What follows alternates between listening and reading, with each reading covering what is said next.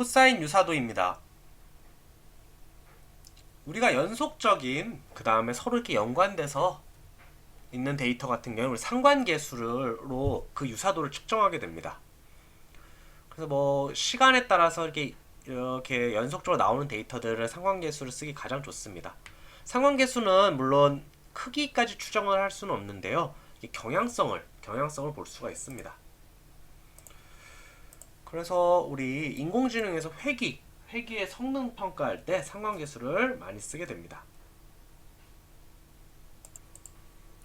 그렇다면은 불연속적인 데이터 있잖아요. 또 서로 약간 연관도 좀 약해요. 이런 데이터들은 어떻게 유사도를 측정할까요?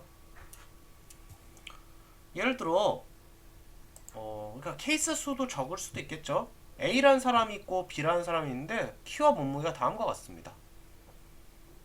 이 사람들 상관계수를 어떻게 구할까요? 이렇게 구할 수가 없죠. 상관계수를 딱 봐도. 이렇게 좀 케이스가 적거나 이렇게 불연속적이거나 이럴 때는 우리가 다른 기법을 통해서 유사도를 구해야 됩니다. 먼저 이렇게 한번 이렇게 벡터 좌표 형태로 만들어 볼게요. 이렇게 만들었습니다. 그러면 얘네들이 어떻게 비슷한 방향으로 가고 있다. 그걸 어떻게 할 수 있을까요?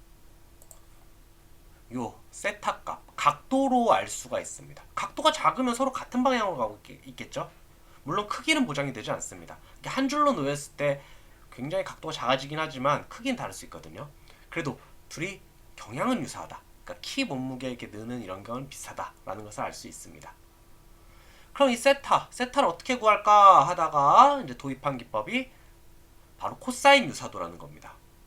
영어로는 코사인 시밀러리티, 코사인 시밀러리티라고도 합니다. 그래서 코사인 값은 재밌는 게 마이너스 1에서 1 사이예요. 그래가지고 상관계수랑 비슷하게 이렇게 감이 올 수 있습니다. 크기를. 그래서 코사인 구하는 이 방법은 대표적으로 내적을 하는 방법이 있죠. 내적을 하면 두 좌표 이거 내적 값에 서로의 크기에 코사인 세타를 곱하는 값이고 이 코사인 빼고 나머지 넘겨주게 되면 이런 공식을 얻을 수 있습니다.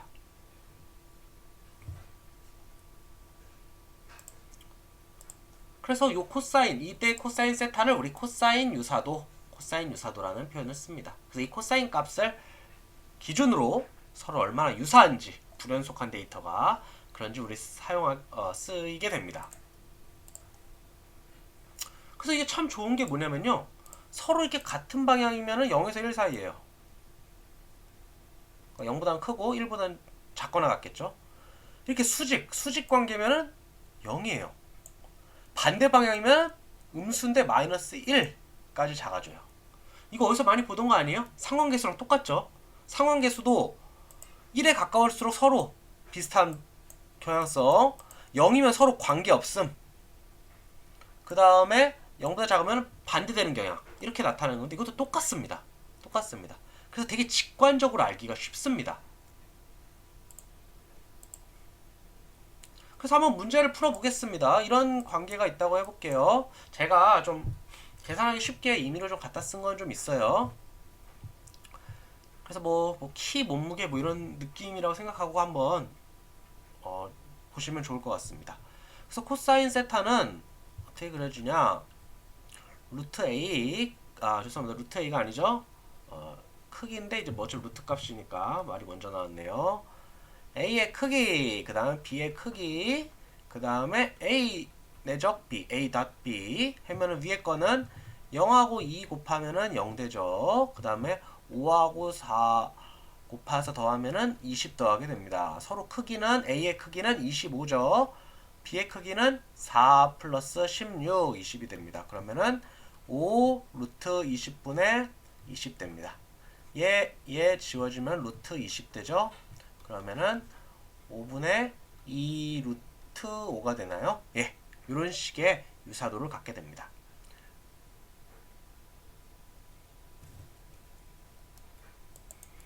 이런 식으로 이 값을 통해서 우리가 이 두 데이터의 어떤 유사도를 평가할 수 있습니다. 물론 아까도 말씀드렸지만 여기 이렇게 크기로 스케일링을 해줬죠. 그렇기 때문에 크기까지 비슷한지는 알 수는 없습니다.